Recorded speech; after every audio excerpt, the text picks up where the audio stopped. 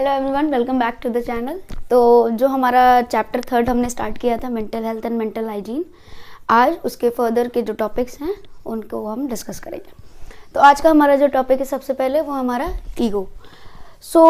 Ego जो जैसे बहुत लोग रिलेट करते हैं या जानते हैं कि वो कॉन्फिडेंस को या फिर एटीट्यूड को, बहुत सारी चीज़ें ऐसी हैं जिससे वो रिलेट करते हैं कि भाई बहुत ईगो है, ये बहुत ज़्यादा उसके अंदर मतलब ऐसे कहते हैं ना कि अहंकार है, वो उस चीज़ को ईगो से रिलेट करते हैं या ईगो कहते हैं।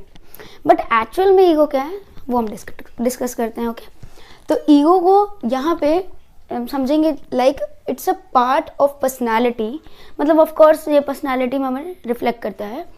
Okay, having sense of self and sense of self identity होता है जो हमारा लाइक कि एंड नहीं होगा यहाँ पे, या कह सकते हो कि सेंस ऑफ सेल्फ होता है एंड आइडेंटिटी, मतलब ये एक पर्सनालिटी का ऐसा पार्ट है जहाँ पे आप समझते हो अपने बारे में या अपने, जैसे होता है ना कि एक आप यहाँ पे इन टर्म्स पे ध्यान देना, एक self image, self esteem, self awareness, ये सारे टर्म जो होते हैं ना ईगो के अंदर आते हैं। ओके, तो लाइक अगर आप जैसे आपकी जो पर्सनालिटी उसमें आपका क्या सेल्फ इमेज है, आप खुद को कैसे मीन्स प्रेजेंट करते हो, ठीक है, आप अपने बारे में क्या सोचते हो, आपके अंदर जो आपका खुद का एक सेल्फ इमेज है या आप कह सकते हो ना सेल्फ कॉन्फिडेंस है, आपको पता है कि आपके ये स्ट्रेंथ्स हैं, ये वीकनेस है, ये सारी चीज़ें हैं, तो वो आप कैसे रिप्रेजेंट करते हो वो आपका होता है ego. So ego is a part of personality having the sense of self, मतलब आप अपने बारे में कितना जानते हो, उसके बेसिस पर ही आप बिहेवियर पैटर्न शो करते हो कि भाई हाँ मेरे अंदर इतनी पावर है कि मैं, या इतना स्टेमिना है कि मैं दौड़ लूंगी, तो लाइक मुझसे बेहतर कोई नहीं दौड़ सकता, तो ऐसी चीज़ें आप रिफ्लेक्ट करते हो थ्रू ईगो। ओके, तो ego is the self means sense of self and identity that is worth of own, आप अपने बारे में जानते हो कि आप किस कह सकते हो ना आप किस लेवल पर हो या आपके अंदर क्या स्ट्रेंथ और क्या वीकनेस है। Okay, next is like it is a mental image, means आपने क्या खुद के बारे में फॉर्म कर रखा है, आप अपने बारे में क्या सोचते हो। ओके, और कॉन्सेप्ट ऑफ आवरसेल्व्स मीन्स वही आप मतलब आपने बारे में क्या इमेज फॉर्म किया, क्या कॉन्सेप्ट, आप अपने आप के बारे में क्या सोचते हो, आपके ख्याल आपके बारे में कैसे हैं। Okay, then which includes our strength, goals, weakness, values और डिजायर्स, मतलब आप अपनी स्ट्रेंथ को जानते हो, अपनी वीकनेस को जानते हो, आपका एम क्या है ये आप ही जानते हो कि भाई मुझे ये करना है। भले बहुत सारे लोग ऐसे होते हैं जो शो करते हैं कि हम ये काम कर रहे हैं, बट एक्चुअल में उनका इंटरेस्ट कहीं और होता है, वो खुद जानते हैं। Okay, so that is the awareness about themselves. Okay, तो यहाँ पे होता है कि आपका खुद का डिजायर क्या है, आपके अंदर क्या वैल्यूज है। हो सकता है आप बहुत दिखा रहे हो कि मैं बहुत ऑनेस्ट हूँ, बट आप ऐसे नहीं हो, या फिर हो सकता है आप दिखा रहे हो कि मैं बहुत पावरफुल, बट आप हो सकता है अंदर से इमोशनली वीक हो। तो ये सारी चीजें आपका होता है कि आपको अपने बारे में पता है, आपका वीकनेस पॉइंट ये, आपका स्ट्रेंथ पॉइंट ये, तो आप जैसे वो रिफ्लेक्ट करते हो वो that is your ego. Okay, तो यहाँ पे हम बात करेंगे डेफिनेशन की। तो ego is usually refers to an individual sense of self और परसेप्शन ऑफ आइडेंटिटी, मतलब इंसान खुद के बारे में कैसी इमेज बनाता है या खुद के बारे में कैसे कॉन्सेप्ट है उसके, कैसे सोचता है, क्या थिंकिंग है कि हाँ मेरे अंदर ये पावर है, या मैं ऐसी हूँ, या मैं ये कर सकती हूँ या नहीं कर सकती हूँ, वो सारी चीज़ें जो भी हैं वो आप कैसे रिफ्लेक्ट करते हो, that is ego. Okay, which encompasses persons thought, of course जब आप खुद के बारे में आपकी खुद की आइडेंटिटी के बारे में सोचते हो तो वो आपके थॉट पर बेसिस होता है, आपके बिलीफ पर होता है, आप क्या मानते हो। कहते हो ना कि मुझे पता है, ये लेकिन होता है ना सिक्स सेंस, आपका कहते हो कि भाई मुझे पता है ऐसे ही होगा, तो दैट यू फील, वो कोई दूसरा आप नहीं बता सकता या कोई दूसरा फील नहीं कर सकता, वो आप खुद फील कर रहे हो। Okay, attitudes and values, okay, that is आपका ईगो। ओके, ये डेफिनेशन दी थी सिगमंड फ्रॉइड जी ने। So ego is usually refers to an individual sense of self और perception of the identity which compasses person's thought, believes, attitudes and values. Okay, तो ego is कह सकते हो basically एक ऐसी फीलिंग है या फिर कह सकते हो ऐसा एक सेंस है आपकी खुद की पर्सनालिटी के इमेज के बारे में, जिसमें आपका स्ट्रेंथ आता है, आपका वीकनेस आता है, आपका एटीट्यूड आता है, आपका बिलीफ आता है, आपके वैल्यूज आते हैं। ये सारी चीज़ें जब आप एक कहते हो ना कि आप इन सब चीज़ों के बारे में अवेयर हो, तो फिर आप उन सब चीज़ों को जो भी कहते हैं ना ज्वाइन करके या मीन्स एनकम्पास करके जो रिफ्लेक्ट करते हो behaviour, that is your ego. अब वो हो सकता है पॉजिटिवली हो या हो सकता है वो नेगेटिव हो। तो लोग जैसे ही जैसे ही उनके ऊपर इंप्रेशन पड़ता है वो उस चीज़ को उस डायरेक्शन में अडेप्ट करते हैं या उस डायरेक्शन में वो रिसीव करते हैं। देन वो कहते हैं कि भाई बड़ा ईगो है या बहुत अच्छा है, नेचर बहुत अच्छा है। तो ये सारी चीज़ें आप ईगो में सुनते हो। ओके, जब सिगमंड फ्रॉइड जी ने ईगो डिस्क्राइब किया था तब उन्होंने एक कॉन्सेप्ट भी बताया था जिसके अंडर उन्होंने ईगो डिस्क्राइब किया था। वो कॉन्सेप्ट था सोशियो एनालिटिकल थ्योरी। उन्होंने ईगो के पहले 3 कॉन्सेप्ट्स बताए थे। देन उन्होंने ईगो को सेंट्रल कॉन्सेप्ट डिस्क्राइब किया था। ओके, तो जो उन्होंने 3 टर्म्स बताए थे वो थे id, ego and super ego. Okay, तो उन्होंने जब ये बताया था तो उन्होंने ये डिस्क्राइब भी किया था कि इड और सुपर ईगो के बीच में जब ईगो आता है, क्या कह सकते हो कि जो तीनों टर्म्स है उसमें जब ईगो आप डिस्क्राइब करते हो या रिप्रेजेंट करते हो तो उसके पीछे आपका इड और सुपर ईगो भी अटैच होता है या आपके कह सकते हो बिहेवियरल पैटर्न में देखा जाता है। ओके, तो हम जानेंगे कि पहले इड क्या है। इड इज आप कह सकते हो नॉर्मली आप भाषा में कह सकते हो जिद, जो एक ऐसा पर्सनालिटी का कह सकते हो ना, एक ऐसा बिहेवियरल पैटर्न है जो स्टार्टिंग ऑफ कह सकते हो ना, जब आप बच्चा ही फॉर एग्जाम्पल बच्चा ले लो आप, तो जब बच्चे का ग्रोथ स्टार्ट होता है ना तो आप सबसे पहले बच्चे में ही देखते हो, क्योंकि इट इज अ कॉन्सेप्ट, आप ऐसा कॉन्सेप्ट है जिसमें आप कह सकते हो ना वो बेस होता है, कह सकते हो ना कि बेसिक जो आपकी नीड्स होती है उसको सेटिस्फाई करने में या उस चीजों को अकम्प्लिश करने में। ओके, तो इट आप यहाँ पे है कि immediate satisfaction of basic need. Id का मतलब है जिद, जो आप हिंदी में कहते हो जिद। तो उसमें क्या होता है कि आपको ना एक इमीडिएट सेटिस्फैक्शन चाहिए। आपको कोई नीड, फॉर एन एग्जांपल अगर कोई बच्चा है उसको टॉफी चाहिए तो उसको नहीं मालूम है कि वो अच्छी है बुरी है, वो उसके लिए हेल्थ के लिए अच्छी है या नहीं, उसे खानी चाहिए या नहीं खानी चाहिए, व्हाटएवर जो भी है वो सारी थिंकिंग उस बच्चे में नहीं है। उसको बस इतना कह सकते हो ना, उसके अंदर इतनी इड होती है या इतना उसका पैटर्न होता है, एक जिद होती है कि बस उसे वो टॉफी खानी है। तो उसके लिए वो क्या होता है कि immediate satisfaction way of basic need, मतलब वो तुरंत ऐसा रिएक्शन, जैसे आप किसी बच्चे को मार्केट में जाओ तुरंत ऐसा रिएक्शन शो करेंगे मुझे ये चाहिए। वो इन सब चीजों के बारे में नहीं सोचेगा कि वो चीज उसके लिए हेल्पफुल है या नहीं है या कैसी है, वो उसके बारे में नहीं सोचेगा, बस उससे वो अच्छी लगी है और वो उसकी बेसिक नीड के तौर पे वो उसे देख रहा है और उसे वो तुरंत चाहिए ताकि उसकी जो बेसिक नीड है वो सेटिस्फाई हो पाए। सो दैट इज इट। ये आपका ज्यादातर मेजरली जो स्टार्ट होता है आपकी डेवलपिंग एज से, मीन्स डेवलपिंग एज जो बच्चे स्टार्ट करते हैं, जब ग्रोथ, जब वो एनवायरमेंट के उसमें आते हैं, इंटरेक्शन में आते हैं, तो जब उनका डेवलपमेंट और ग्रोथ स्टार्ट होता है तो ये चीजें उनके पर्सनालिटी में देखी जाती है। ओके, ये कह सकते हो प्लेजर प्रिंसिपल है। प्लेजर प्रिंसिपल कैसे है? क्योंकि आपकी बेसिक नीड है, आपको वो चीज प्रोवाइड हुई और आपका जो बेसिक नीड का जो लेवल था वो सेटिस्फाई हो गया, आपको प्लेजर मिल चुका है।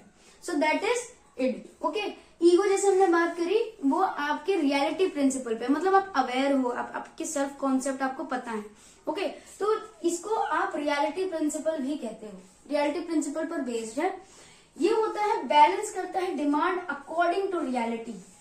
मतलब जैसे एग्जाम्पल के तौर पर जैसे बच्चा एक बड़ा होता है, एडोलसेंस स्टेज पे आता है, देन उसे समझ में आता है कि अगर आप मार्केट में गए तो आप उस खिलौने को देखा, मान लीजिए आपको वो खिलौना बचपन में बहुत पसंद था, आपने उसी खिलौने के लिए जिद की थी, मीन्स आपका वो इड था, but now you are realising कि अब वो मेरे यूज का नहीं है, अब मुझे वो नहीं चाहिए। तो that is your reality of knowing कि वो अब आपके यूज का नहीं है।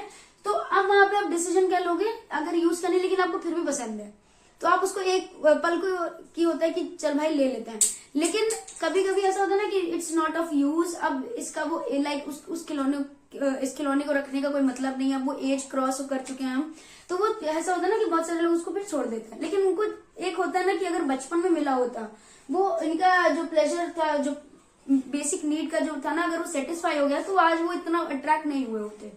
सो दैट इज की आपका रियलिटी प्रिंसिपल पर बेस्ड, और ईगो डिसाइड करता है कि आपको एक्चुअल में नीड है या नहीं है। ओके, ये आपका जो भी ईगो होता है उसका डेवलपमेंट आपकी पर्सनालिटी में कब से होता है? जब आप डेवलपिंग एज में होते हैं, मतलब आप ऐसे कह सकते हो कि अवेयर हो चुके होते हो और अब जानना चाहे, मतलब अब आगे आप फर्दर बहुत सारी चीजें एक्सप्लोर कर रहे हो।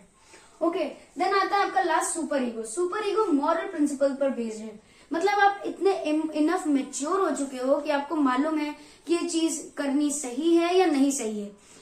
मॉरल प्रिंसिपल इसको क्यों कहते हैं? क्योंकि ये ईगो और इट दोनों को बैलेंस करता है। फॉर एन एग्जाम्पल, लाइक आप कह सकते हो कि आपके घर में कोई बड़े होंगे तो आपको कुछ चीजों से कुछ चीजें करने के लिए मना करते हो, बिकॉज दे नो कि अभी ये आपको शायद प्लेजर दे।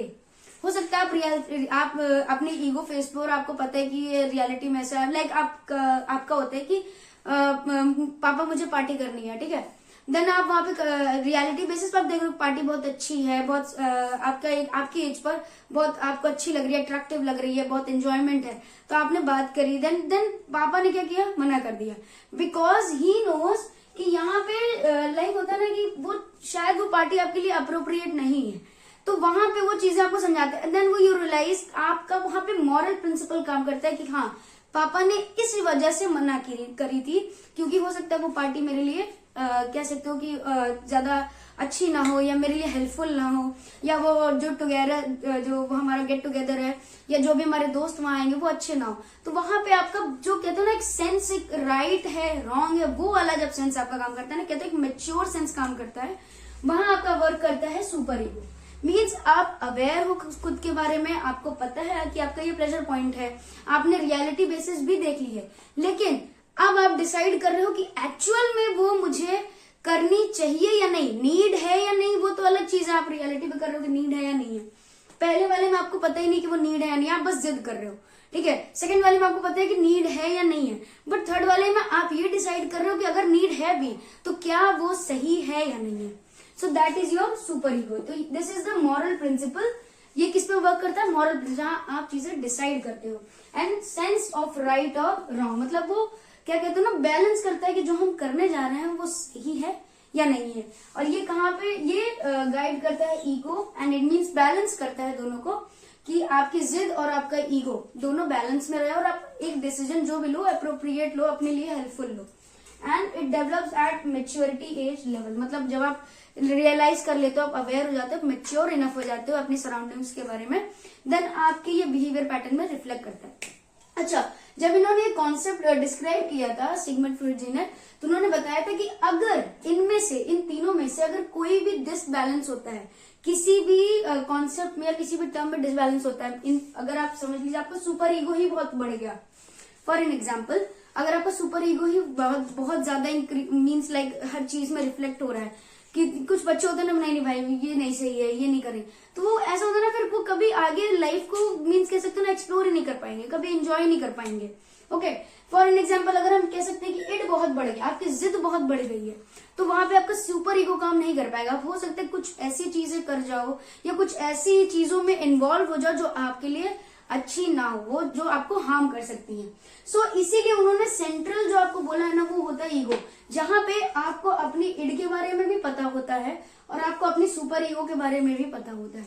इसीलिए इसको उन्होंने सेंट्रल रखा था और इसको मेजर बताया गया था कि इड और सुपर ईगो अगर बैलेंस हो सकते हैं तो वो होते हैं ईगो से। अगर ईगो आपका बैलेंस्ड रहेगा तो आपको अपनी इड के बारे में भी पता है कि आपका ये प्लेजर पॉइंट है, और आपको सुपर ईगो पता होगा कि आपके लिए ये सही है या नहीं है। इसीलिए इसको रियलिटी प्रिंसिपल भी कहते हैं। ओके, तो जैसे हम ईगो के बारे में बात कर रहे हैं, तो हम सेकंड बात करेंगे अब ईगो के टाइप्स के बारे में। तो ईगो के बहुत सारे टाइप्स हैं, बट मेजरली जो हम पढ़ते हैं साइकोलॉजी में वो होता है हमारे 6 टाइप ऑफ ईगो। कितने टाइप के हैं? हमारे 6 टाइप्स के जितने भी ईगो हैं उसको डिस्कस करेंगे। तो सबसे पहले हमारे पास आता है इन्फ्लेटेड। इन्फ्लेटेड ईगो में क्या होता है? इन्फ्लेटेड ईगो में होता है ना एक्सेसिव, ज्यादा, मतलब लाइक ज्यादा अवेयर हो, या ज्यादा आप कह सकते हो ना एक्सेसिवली आप अपने बारे में जानते हो, या आप अपने बारे में जो जान रहे हो उसको एक्सेसिवली आप प्रेजेंट कर रहे हो अपने बिहेवियर पैटर्न में। तो आप कह सकते हो excessive sense of self importance, like आपको पता है कि आपके पास स्ट्रेंथ है, बट आप उसका कह सकते हो ना ज्यादा रिप्रेजेंटेशन कर रहे हो, जिसको आप एग्जाम्पल के तौर पे कह सकते हो ओवर कॉन्फिडेंस। जैसे लोग होते हैं बहुत ज्यादा ओवर कॉन्फिडेंस में होते हैं, या ज्यादा खुद को अपने आप को ओवर पावरफुल या ओवर स्मार्ट दिखाने की कोशिश करते हैं, तो दैट इज इन्फ्लेटेड ईगो। वो जो टाइप का ईगो होता है वो इन्फ्लेटेड होता है, मतलब वो अपने आप को ज्यादा रिप्रेजेंट करते हैं। Next is deflated ego.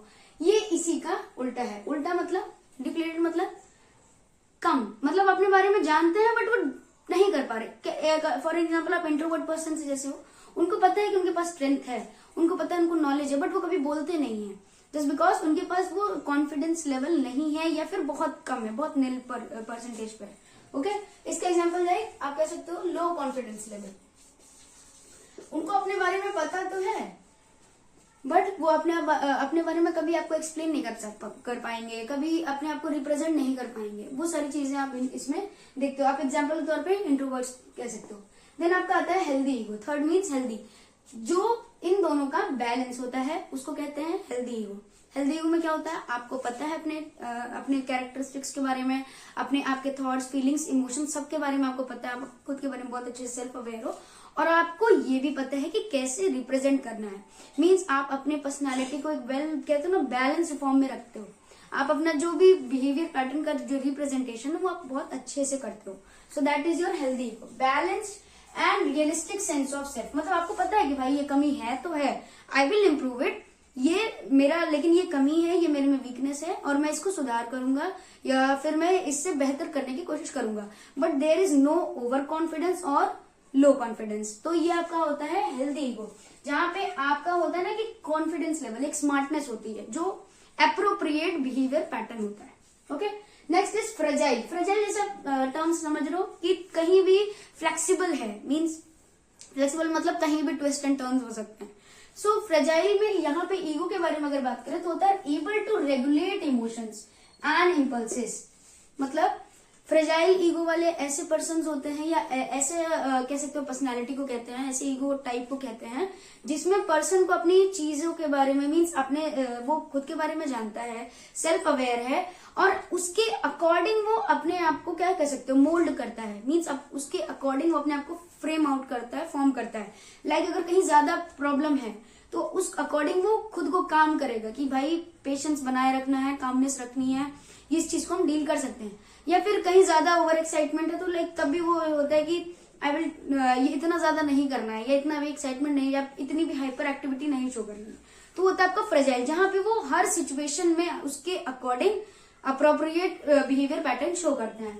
But इनमें प्रॉब्लम होती है सेंसिटिव और इमोशनल होने की।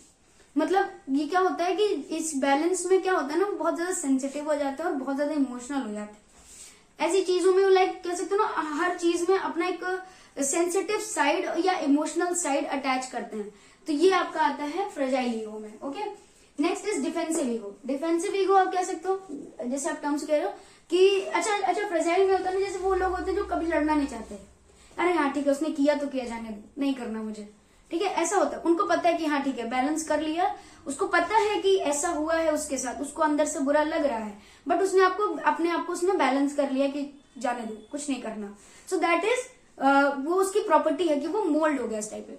वही सेकेंडरी इसका अपोजिट हम बात करें डिफेंसिव ईगो, उसमें क्या होता है वो उस चीज को रिफ्लेक्ट करता है अपने बिहेवियर थ्रू एग्रेसिवनेस या डिफेंसिव टाइप ऑफ बिहेवियर में। मीन्स उसका वो मोल्ड तो हो रहा है, वो चीजों को अडेप्ट तो कर रहा है बट वो रिफ्लेक्ट भी कर रहा है। जैसे कुछ लोग होते हैं ना, डायरेक्ट अगर आप उनको कोई बात चुभती है तो वो डायरेक्ट बोल देते हैं आउट ऑफ द पॉइंट कि भाई मुझे बुरा लग रहा है या मुझे इससे प्रॉब्लम है, मुझे इसके साथ नहीं रहना है। तो ये सारी चीजें वो रिफ्लेक्ट करते हैं। That is your defensive kind of ego. Means वो ऐसा बिहेवियर पैटर्न है या ऐसा कह सकते हो एक ऐसा सेल्फ अवेयरनेस पैटर्न है, बिहेवियर पैटर्न है जहां पे वो दिखा देते हैं कि भाई मुझे प्रॉब्लम है इस चीज से, मैं ये नहीं एक्सेप्ट कर सकती, मैं इस सराउंडिंग में नहीं अडेप्ट कर सकती। Okay, next is compensatory ego. Compensatory मतलब जहां पे वो सारी चीजों के बारे में अवेयर हैं, उनको पता है कि ये चीजें होती हैं या ऐसी हो सकती हैं, सब कुछ है, और फिर वो उसके अकॉर्डिंग अडेप्ट होते हैं या फिर उस चीज के अकॉर्डिंग वो उस चीज को कंपेंसेट करते हैं। मतलब फॉर एन एग्जाम्पल, लाइक आपको पता है कि आपके अंदर ये वीकनेस है, आप दौड़ नहीं सकते, आपको प्रॉब्लम है, आपके अंदर इतनी स्टैमिना नहीं है, आपको पता है, ठीक है, आप नहीं कर पाओगे। देन आप उसके रिलेशन में कंपनसेटरी में आप क्या कर सकते हो, आप उस चीज को कैसे बिल्डअप कर सकते हो।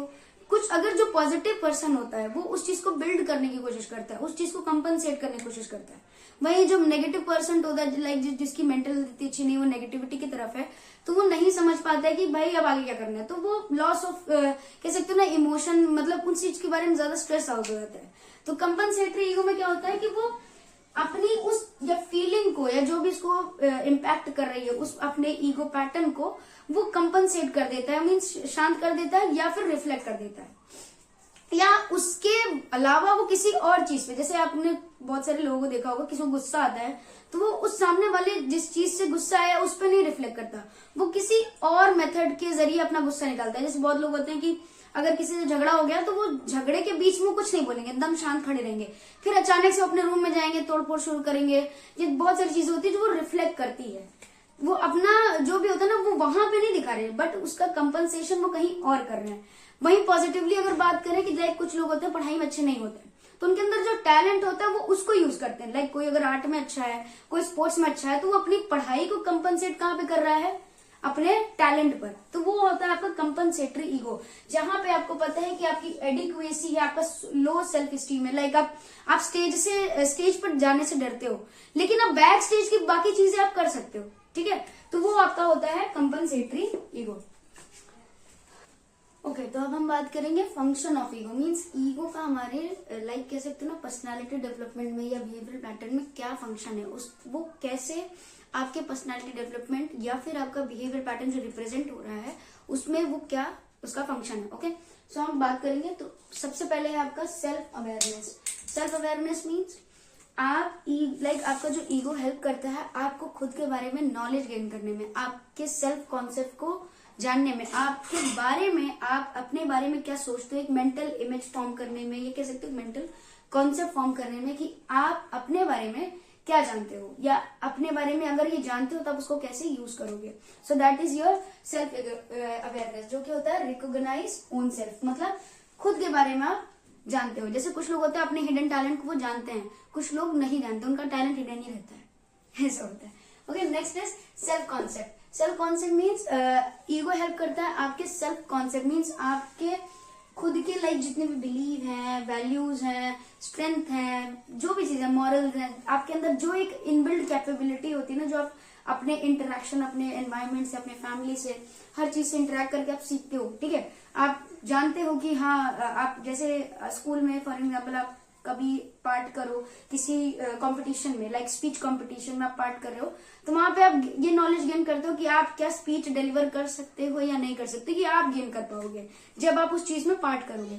तो ओके, तो दैट वो आपको हेल्प करता है, मीन्स अब वो आपका कॉन्फिडेंस लेवल, आपको जो भी रिप्रेजेंट हुआ है वहां पे स्पीच डिलीवर करते समय आपको वहां पे रियलाइज होता है कि स्पीच आपके लिए बनी है या नहीं, मीन्स आप स्पीच दे पाओगे या फिर नहीं दे पाओगे। तो that is your self concept, जहाँ पे आप अपनी स्ट्रेंथ, अपने बिलीफ, अपने वैल्यूज, अपने वीकनेस, अपने मॉरल्स, इन सारी चीजों के बारे में जानते हो through the help of ego. Then is self esteem, means आप अपनी एस्टीम मीन्स अपनी कैपेबिलिटी, अपने कॉन्फिडेंस लेवल, अपनी अकाउंटेबिलिटी के बारे में जानते हो। Okay, stability over your confidence, means आप जानते हो कि आपका कॉन्फिडेंस लेवल कितना है, आप किन किन सिचुएशंस को फेस कर सकते हो, यहाँ पे आपका कॉन्फिडेंस लेवल बहुत हाई रहने वाला है या लो रहने वाला है, वो चीजें आप डेवलप करते हो through ego. Okay, next is defence mechanism. यहाँ पर आप सीखते हो लाइक आपका जो भी लेवल, स्टेबिलिटी लेवल है, आपका जो अवेयरनेस लेवल है, वो आपको हेल्प करता है कि आप किसी स्ट्रेसर से क्या कोप अप कर पाओगे या नहीं कर पाओगे। आप अगर लाइक आपका जो भी नॉलेज है, आपको पता है कि आपके पास पावर है कि आप लड़ाई कर, मीन्स जो होता है ना, आप लड़ सकते हो।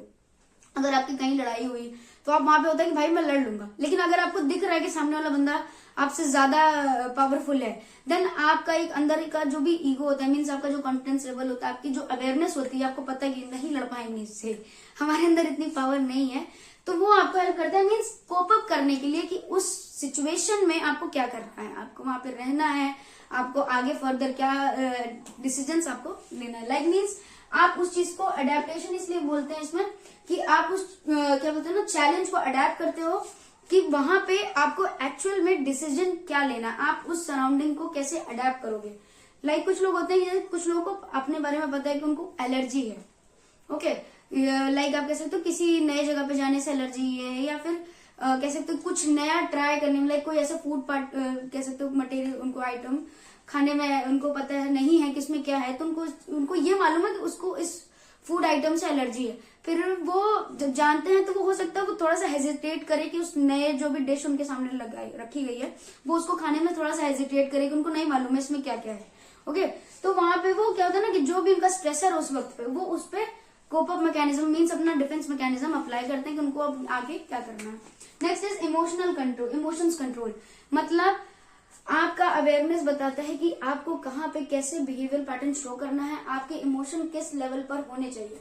लाइक अगर आप कहीं किसी जगह मतलब कह सकते हो पॉजिटिव जगह हो तो आपको वहां पे पता है कि आपको कितना आपका हैप्पीनेस लेवल या फिर इंटरेक्शन लेवल या फिर आप कह सकते हो कम्युनिकेशन लेवल या जो भी चीजें आप पॉजिटिव लेवल मोटिवेशन आपको कितना शो करना है।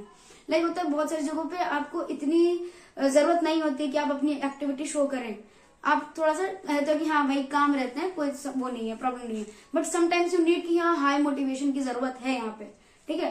तो वो होता है आपका इमोशन कंट्रोल। आपका ईगो क्या बोलता है, आप हेल्प करता है या फिर बिल्ड करता है आपके इमोशंस पे कंट्रोल को, ओके, क्योंकि आपके इम्पल्सेस को रेगुलेट करता है। Next is social interaction. Of course ego आपका जो भी होता है बिहेवियर पैटर्न या पर्सनैलिटी डेवलपमेंट बहुत हेल्प करता है, तो उसमें सबसे मेजर पार्ट होता है सोशल इंटरेक्शन। आप जैसे ही सोशली इंटरेक्ट करोगे अपने सराउंडिंग से, आपके फैमिली मेंबर को आप साइड में कर दीजिए, आप जब सोशली आप family member is also a social group, तो वहां पे भी लाइक अपने फ्रेंड्स से हो गया, फैमिली से हो गया, आपके रिलेटिव्स हो गए, आपके जहाँ आप जा रहे हो वर्क कर रहे हो, ठीक है, आपके स्कूल्स हो गए, आपके ऑफिस हो गया, तो वहां पे आप कैसे इंटरेक्ट कर रहे हो, आपके कम्युनिकेशन लेवल क्या, आपका लेवल ऑफ मेंटेनिंग रिलेशनशिप, आप एक सामने वाले से कैसे रिलेशंस बना रहे हो, तो ये सारी चीजें होता है ना कॉन्फिडेंस से ही आता है। जैसे लाइक होता है कुछ लोग बहुत ईज होते हैं, बहुत फ्रेंडली होते हैं बात करने के लिए कि हाँ भाई आराम से दोस्त बना रहे हैं, वो आराम से इंटरेक्ट कर रहे हैं, बात कर रहे हैं, बट सम आर लाइक होता है ना जैसे कहते हैं इंट्रोवर्ट है, वो बात करने में हेजिटेट करते हैं, या फिर उनको अगर आप स्टार्ट नहीं करोगे अपने साइड से तो वो कभी आपसे बात स्टार्ट नहीं कर सकते। वो शायद कुछ ना कुछ होता है, वो कॉन्फिडेंस लेवल वो डेवलप नहीं कर पाते हैं कि वो आपसे इनिशिएट करे आप अपना communication. Okay, so that is social interaction जो हेल्प करता है, मतलब रोल हेल्प करता है इन रिलेशन एंड कम्युनिकेशन, मतलब आपके कम्युनिकेशन और रिलेशन बिल्डिंग में हेल्प करता है। Next is cognitive development. Of course ego जो भी होता है, कॉन्फिडेंस लेवल, लाइक होता है ना एग्जाम्पल के तौर पे जैसे टॉपर्स होते हैं उनके अंदर ईगरनेस होती है। ईगरनेस मीन्स जिज्ञासा होती है जानने की, तो वो पढ़ रहे हैं, उनको कुछ कहीं डाउट है तो वो तुरंत अपना पहुंच जाते हैं टीचर के बाद कि मुझे ये जानना है। बट वहीं अगर कोई ऐसा बच्चा है जिसको पढ़ने में इतना इंटरेस्ट नहीं है, जिसको पता है कि मुझे मैथ्स नहीं अच्छी लगती, मुझे ये नहीं करना है, मुझे मैथ्स नहीं पढ़ना है, तो अगर उसको कहीं डाउट भी है ना तो भी वो छोड़ देगा, अरे जाने दे यार, ऐसे इतना नहीं पढ़ा, इसको क्या पढ़ेंगे। तो ये सारी चीजें ना आपके कॉग्निटिव डेवलपमेंट में हेल्प करती है। अब जो अपना डाउट क्लियर कर रहा है, जो उसमें ईगरनेस शो कर रहा है, ऑफ कोर्स वो उस फील्ड में अपना मेंटल प्रोसेस मींस कह सकते हैं ना एक मेंटल एबिलिटी गेन कर रहा है। उस लाइक मैथ्स में रीजनिंग्स होती हैं, बहुत सारी चीजें प्रॉब्लम्स होते हैं जो आपकी एबिलिटी को और इंक्रीज करती है और शार्प करती है। तो वो चीजें आपका हेल्प करता है, ईगो हेल्प करता है कॉग्निटिव डेवलपमेंट में, जहां पे आपकी मेंटल कैपेसिटीज आप आइडेंटिफाई करते हो, एनालाइज करते हो और उसको आप हेल्प करते हो या तो उसको गेन करने में या फिर मीन्स कह सकते हो अपनी एबिलिटी को इंक्रीज करने में। ओके, तो ये आपके फंक्शंस थे। नेक्स्ट हम बात करेंगे डिफेंस मैकेनिज्म, जो कि लाइक आप ईगो की हेल्प से कैसे अपने चैलेंजेस को फेस कर सकते हो और उससे कोप अप कर सकते हो।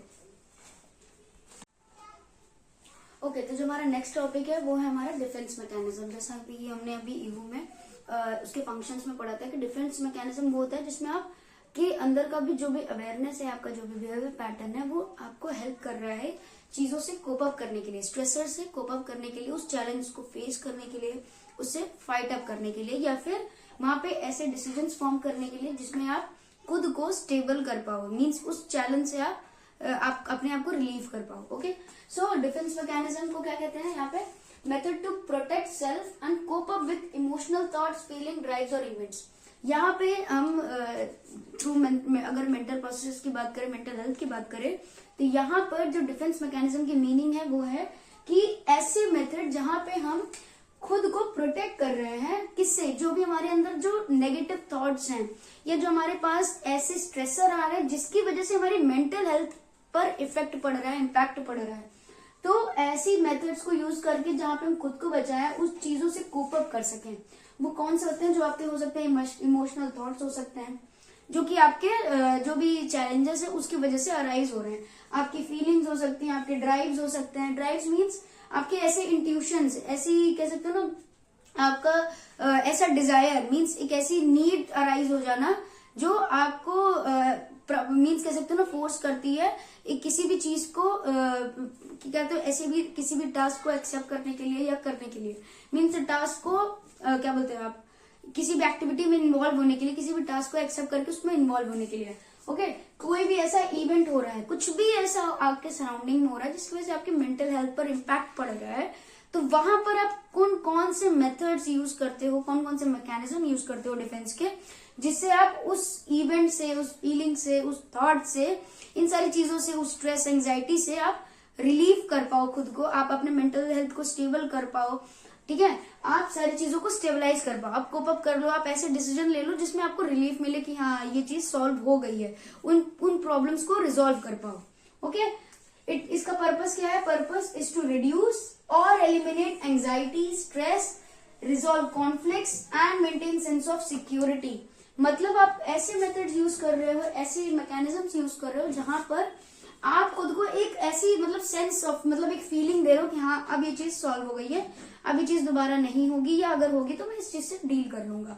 ठीक है, तो ये आप ऐसा एक कैपेसिटी बना रहे हो, मीन्स एक ऐसी एबिलिटी फॉर्म कर रहे हो अपने थ्रू ईगो एंड पर्सनैलिटी, अपने बिहेवियर पैटर्न से एक ऐसा मैकेनिज्म यूज करके आप ऐसा पैटर्न शो कर रहे हो जिसकी वजह से आप उस सिचुएशन से, उस चैलेंज से आप क्या कर रहे हो? कोप अप कर जा रहे हो, फेस कर रहे हो, उसको डील कर रहे हो, जहां पे आपको रिडक्शन ऑफ या फिर जो एंजाइटी आपकी उसको आप एलिमिनेट कर रहे हो। ओके, मतलब आपका जो भी उस चीज से स्ट्रेस बना था, मेंटल हेल्थ पे इम्पैक्ट पड़ा था, एंजाइटी है, स्ट्रेस है, ठीक है, जो भी चीजें आप उस चीज से रिलीव कर रहे हो, उस चीज को रिजॉल्व कर रहे हो। आपके दिमाग में कोई कॉन्फ्लिक्ट चल रही है, मीन्स असमंजस में है आप, आपको समझ में है दिस और दैट नहीं समझ में आ रहा, तो उस चीज को आप एक ऐसा डिसीजन लोगे जिसमें वो आपको क्लियर हो जाता है और आप उस कॉन्फ्लिक्ट को रिजॉल्व कर ले रहे हो।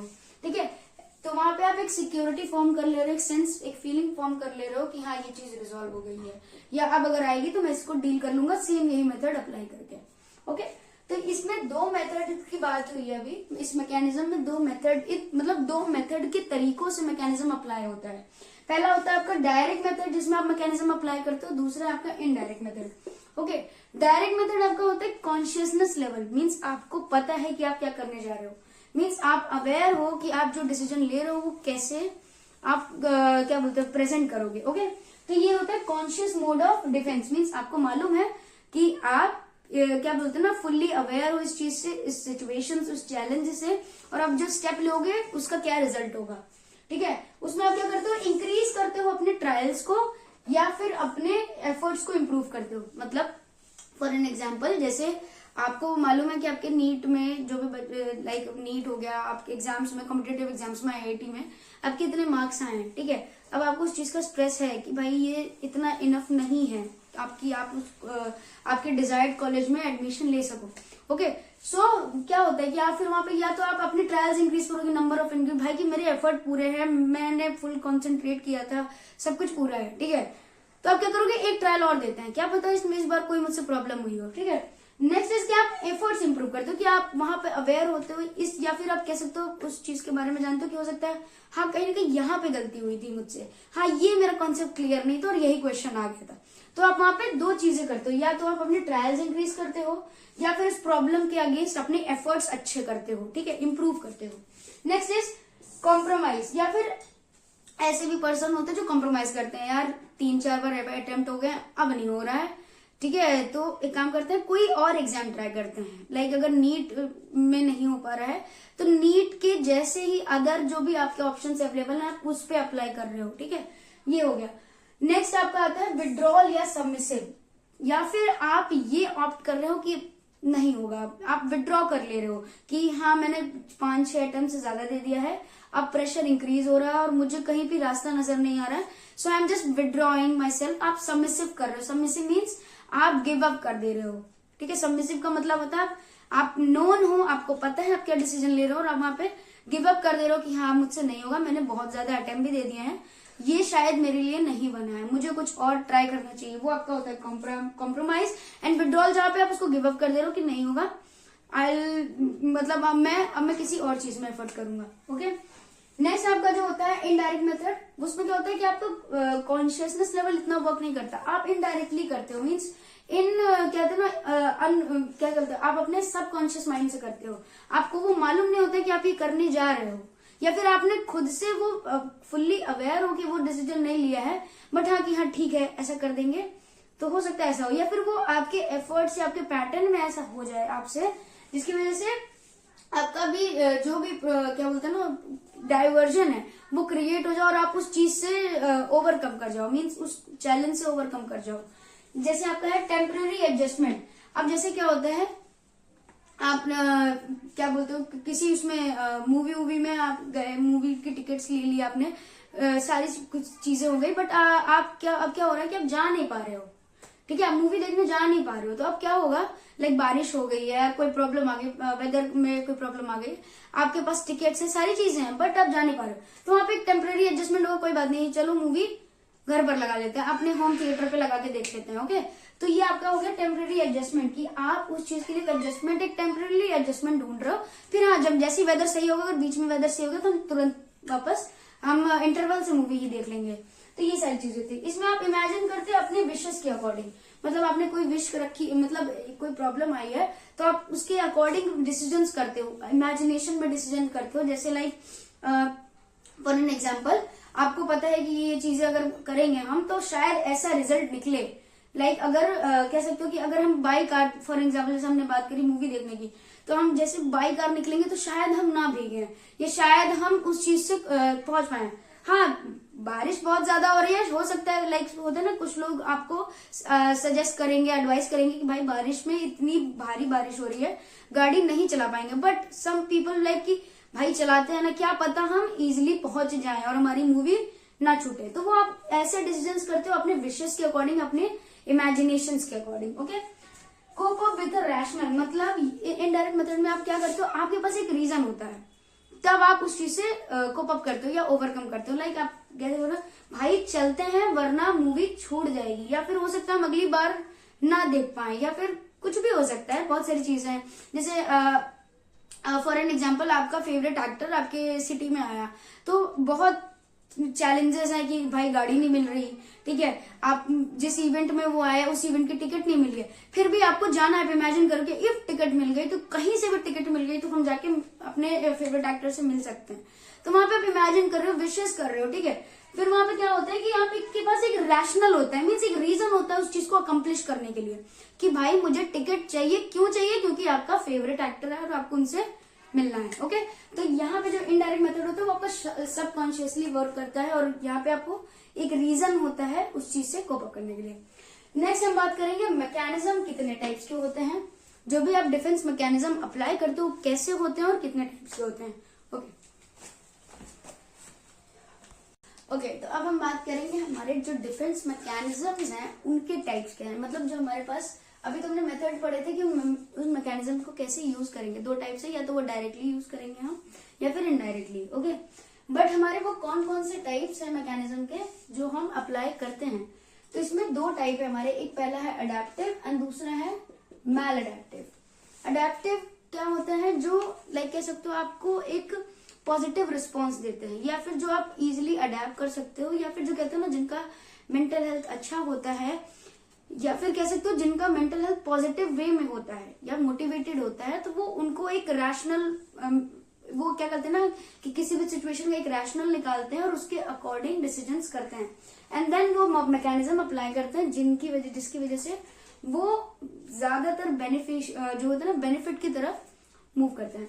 तो जो हमारा पहला अडेप्टिव नेचर ऑफ मैकेनिज्म है उसके बारे में डिस्कस करेंगे।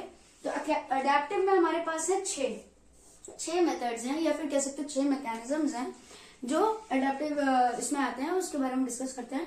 पहला हमारा आता है रिप्रेशन।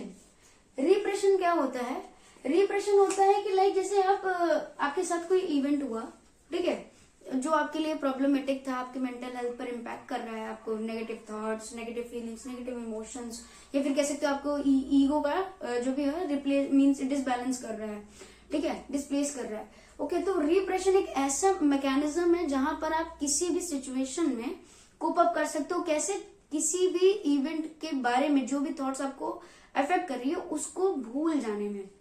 अच्छा, ये चीजें आपके साथ कॉन्शियस लेवल पर नहीं होती है। रिप्रेशन एक ऐसा मैकेनिज्म है जो सब कॉन्शियस लेवल या फिर कह सकते हो ना इनवॉलेंट्री एक्ट से होता है। इनवॉलेंट्री जैसे कुछ लोगों को क्या होता है कि आदत पड़ जाता है, उनके साथ कुछ हुआ और वो भूल जाते हैं ऑटोमेटिक, तो वो उस मैकेनिज्म को अप्लाई करते हैं जिसकी वजह से वो काम रहते हैं, पेशेंस उनका बना रहता है, ठीक है, वो रिलैक्स रहते हैं, उनको कोई स्ट्रेस, इनको एंजाइटी नहीं है। फॉर एन एग्जाम्पल, लाइक दो टीम के बीच में मैच हुआ, ठीक है, एक टीम विनर हुई, दूसरी टीम लूजर हुई। ऑफ कोर्स, तो लूजर टीम में कुछ लोग ऐसे होंगे जिनको बहुत इम्पैक्ट पड़ेगा कि भाई एक मैच था उसमें भी हार गए, बट उसी टीम में कुछ मेंबर्स ऐसे होंगे एक मैच ही तो था, छोड़ तो जाने दो, नेक्स्ट मैच करेंगे। तो वो फिर धीरे धीरे, मतलब ज्यादा नहीं, 1-1.5 घंटे बाद, 2-3 घंटे बाद उनको देखो कि वापस उसी एक्टिविटी में अपना इन्वॉल्व हो चुके हैं, वो उस चीज को भूल चुके हैं, इनवॉलेंट्री। तो that is repression mechanism. Repression mechanism is involuntary forgetting of painful events, ideas और कॉन्फ्लिक्ट्स। मतलब ऐसे कोई भी जो चैलेंजेस आपके आ रहे हैं, जो आपके मेंटल हेल्थ को इम्पैक्ट कर रहे हैं, उसको आप इनवॉलेंट्री या फिर कह सकते हो सबकॉन्शियसली आप उस चीज को भूल जा रहे हो। ओके, देन आपका नेक्स्ट आता है रैशनलाइजेशन। रैशनलाइजेशन मतलब रीजन, रैशनल दे रहे हो आप, ठीक है। तो इस मैकेनिज्म में आप क्या करते हो, आपके साथ कोई भी इवेंट हो रहा है तो आप उस चीज का एक रीजन फ्रेम आउट करते हो, मीन्स आप एक उसके पीछे की वजह ढूंढते हो कि हाँ इस वजह से ये चीज मेरे साथ हुई है, ये इवेंट कॉज हुआ है, या फिर ये थॉट्स मेरे दिमाग में आ रहे हैं, ठीक है। तो वहां पे आप क्या करते हो, उस रीजन को ढूंढते हो, वहां पे आप रीजन ढूंढते हो और उसको जस्टिफाई कर देते हो। Means for an example, like कुछ बच्चे ऐसे होते हैं जिनके साथ कोई इवेंट ऐसा हुआ, लाइक उनका एग्जाम छूट गया, ठीक है, देन जो भी आपके रिलेटिव वो आपका अरे एग्जाम कैसे छूट गया, देन आप बताओगे कि वहां पे कि मेरी तबीयत नहीं सही थी, या फिर मैंने वेल इनफ पढ़ा नहीं था, मेरा प्रिपरेशन लेवल इतना था। तो वहां पे आप क्या कर रहे हो, एक ऐसा जस्टिफिकेशन दे रहे हो उस फेलियर के अगेंस्ट, या एक रीजन दे रहे हो जो सोशली अप्रूव्ड है, मतलब जो सामने वाले को वेल डिफाइंड लग रही है कि हाँ भाई इस वजह से नहीं हो पाया। लाइक अगर कोई लेट आ रहा है, कोई अचानक से आप क्लास में एंट्री कर रहे हो और आप लेट हो गए अचानक से, टीचर सामने से पूछता है कि क्यों लेट हो गए, तो आप वहां पे एक प्रॉपर एक रीजन दोगे उस चीज से कोप अप करने के लिए। क्या बोलोगे कि आप इन चीजों में हो गई, आप लेट उठे थे, या फिर आपकी कोई ऐसी एक्टिविटी, आप किसी ऐसी एक्टिविटी में इंडल्ज हो गए थे क्योंकि ऐसे आप नहीं पहुंच पाए, या फिर ट्रैफिक ज्यादा, जो भी वगैरह वगैरह आप रीजंस बताते हो। तो वहां पे आप क्या करो, जस्टिफिकेशन दे रहे हो जो टीचर को एक्सेप्ट हो कि हाँ इस वजह से ये बच्चा लेट हो गया। नेक्स्ट आपका आता है इंटेलेक्चुअलाइजेशन। इंटेलेक्चुअलाइजेशन क्या होता है, मीन्स जो भी आपकी फीलिंग्स है ना, इंटेलेक्चुअल लेवल पर जो भी आप सोच रहे हो, आपके थॉट्स हैं, उस चीज को आप अवॉइड कर रहे हो, उस सिचुएशन को आप अवॉइड कर रहे हो। मतलब आप अपनी फीलिंग्स को, या फिर कह सकते हो ना अपने मेंटल कैपेसिटी को इस तरीके से फ्रेम आउट कर रहे हो कि आप जो सामने की एक्टिविटी हो रही है ना उसको अवॉइड करना स्टार्ट कर रहे हो। Like to avoid expression of inner emotions. मतलब क्या करते हो, जैसे आपके साथ बहुत सारी इवेंट, जैसे आप कह सकते हो कि रेगुलर बेसिस पे हो रही हैं, या फिर आप ऐसे माहौल में, ऐसे सराउंडिंग में, ऐसे वर्क प्लेस पे आप वर्क कर रहे हो जहां पे आपको डेली स्ट्रेसर्स मिल रहे हैं। अब एक इंसान होगा, अगर लाइक होता है कि जैसे कुछ लोग तो क्लमजी होते हैं, तो जो नॉर्मल पर्सन उसके साथ अगर ऐसा कुछ क्रिएट होता है, ऐसा कुछ होता है, ऐसा कोई इवेंट है कि कुछ वो लेके जा रहा है, टूट गया, तो उसको ऑफकोर्स वो हर्ट करेगा, उसको कहीं ना कहीं वो थोड़ा सा इम्पैक्ट करेगा कि ये मेरी फेवरेट चीज थी, ये मुझसे टूट गई। बट जो क्लमजी पर्सन होगा, जो हर चीज दिन पर दिन, लाइक कह सकते हो ना, डे बाय डे वो कुछ ना कुछ तोड़ रहा है, उससे कुछ ना कुछ टूट रहा है, गिर जा रहा है, तो उसके लिए वो आदत बन चुकी है, ठीक है। तो वो अब इतना वो एक्सप्रेशन अपना शो नहीं कर रहा है, वो उस चीज को क्या कर रहा है, ऐसे अवॉइड कर दे रहा है। वहां पे वो टूट गया, कोई बात नहीं, ठीक है। तो ऐसी सिचुएशन में क्या होता है कि आप अपनी इमोशंस को डिस्प्ले करना, या फिर कह सकते हो रिप्रेजेंट करना छोड़ देते हो, या अवॉइड करने लगते हो कि मुझे इतना नहीं शो करना है। अच्छा, इसमें दूसरा पॉइंट ये एड अप होता है कि कुछ लोग ये मैकेनिज्म इसलिए भी यूज करते हैं ताकि जो उनकी इनर जो रियल प्रॉब्लम है वो डिस्प्ले ना हो। जैसे कुछ लोग आपने देखा होगा, जो पर्सन डिप्रेशन में होता है ज्यादा, तो वो क्या करते हैं कि वो जब भी सोशली इंटरेक्ट होता है, वैसे तो वो नॉर्मली होता नहीं है, बट जब भी कभी अगर आप जबरदस्ती उनको कहीं पार्टी में लेके जाओ, कहीं भी जाओ, तो वो हंसता बहुत ज्यादा है, या फिर वो मीन्स अपना हाइपर एक्टिविटी शो करता है ताकि वो जो उसकी इनर फीलिंग्स है, जो उसकी अंदर की फीलिंग्स उसको डिस्टर्ब कर रही है, वो बाहर कहीं से भी डिस्प्ले ना हो कि वो डिप्रेस्ड है या वो उदास है। ओके, तो यहाँ पे क्या होता है कि आप अवॉइड करते हो या फिर कंट्रोल करते हो अपने एक्सप्रेशन, अपने इमोशन के एक्सप्रेशन को। ठीक है, next is compensation. Compensation means आप एक ऐसा मेथड अप्लाई करो जहां पे आप किसी भी स्ट्रेसर को डील करने के लिए आप एक कंपनसेटरी मेथड यूज कर रहे हो। मीन्स आप एक ऐसा, आप कह सकते हो फीलिंग, थॉट, कोई भी इवेंट या फिर कोई भी आप कह सकते हो अपनी ऐसी एक एक्टिविटी या फिर अपनी ऐसी स्किल यूज कर रहे हो जिसमें आप उस स्ट्रेसर को कॉम्प्रोमाइज कर पाओ, मीन्स उसको कंपनसेट कर पाओ। जैसे covering up with desired trade. Covering up with desired trade मतलब लाइक जैसे फॉर एग्जाम्पल जो बच्चे पढ़ने में नहीं अच्छे होते उनके अंदर एक कोई हिडन टैलेंट होता है। कुछ लोग आर्ट में अच्छे होते हैं, कुछ लोग स्पोर्ट्स में अच्छे होते हैं, कुछ लोग सिंगिंग में होते हैं, कुछ लोग डांसिंग में होते हैं। तो वहां पे जब कहते हैं ना, जब वो पॉजिटिवली उस चीज को अडेप्ट करते हैं कि जो डांस में अच्छे, तो वो पढ़ाई को फिर सेकेंडरी कर देते हैं और उनका जो हिडन टैलेंट है वो उसको प्राइमरी कर देते हैं, जिसकी वजह से वो पढ़ाई का कंपनसेशन कहाँ पे दे रहे हैं, अपने हिडन टैलेंट पे, तो वो उसमें ज्यादा सक्सेस गेन करते हैं।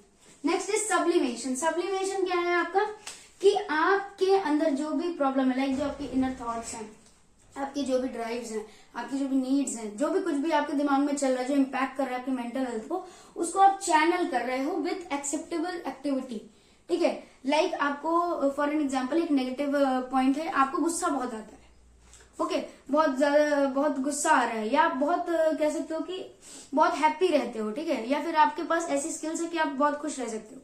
अगर आप बहुत खुश हो तो ऑफकोर्स आपके अंदर ये एक्टिविटी ऐसी है, मीन्स ये फीलिंग ऐसी जो आप हर जगह यूज नहीं कर सकते, लेकिन आपको पता है कि ऐसे मेथड से आप खुश बहुत रह सकते हो, या फिर ये चीजें हैं जिसको आप अप्लाई करते हो तो बहुत खुश होते हो। ओके, तो यहाँ पे आप क्या कर सकते हो, आप दूसरों को खुश रखने के लिए आप एक्टिविटीज कर सकते हो। मीन्स लाइक जैसे आप उसमें कॉमेडी शोज में देखते हो, तो जो इंसान को पता है कि ये मेथड्स हैं या इन चीजों से खुश रहा जा सकता है, तो वो क्या करते हैं, वो दूसरों को भी फिर वो शो करते हैं कि भाई एक अच्छी कॉमेडी के तौर पे।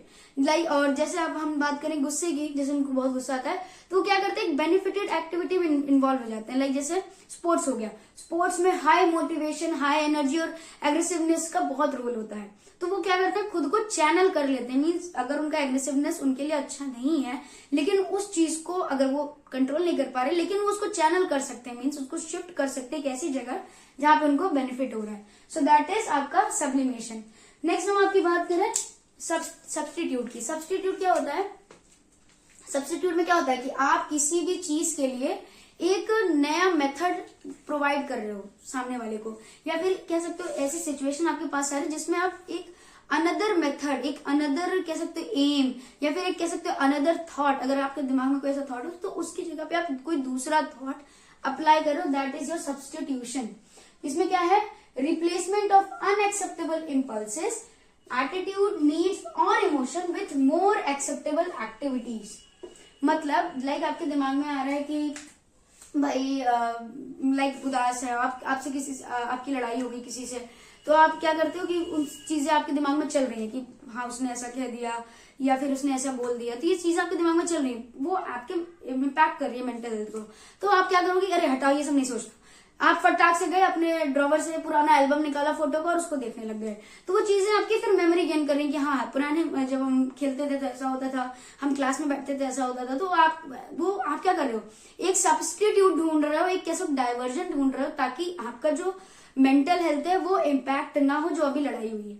ओके, जैसे कुछ लोग होते हैं कि क्या होता है, जैसे बहुत ज्यादा गुस्सा आ रहा है उनको, बहुत कुछ आ रहा है, तो क्या करते हैं, दौड़ना शुरू कर देते हैं। वो कहीं ग्राउंड में अगर है तो दौड़ लेते हैं, तो उनकी एनर्जी वहां पे, या फिर कह सकते हो मेंटल थिंकिंग या कुछ भी है, वो वहां पे डाइवर्ट हो जाती है।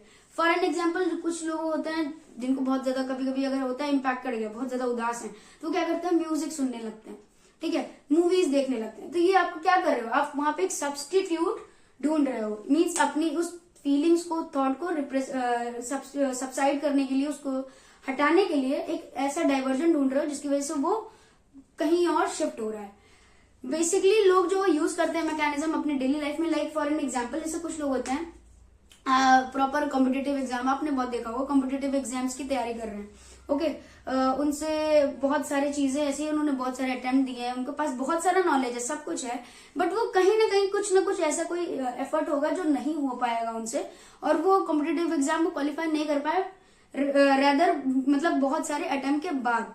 तो वो क्या करते हैं, उनके पास एक सब्स्टिट्यूशन होता है कि वो उस नॉलेज को किसी दूसरे को प्रोवाइड करें।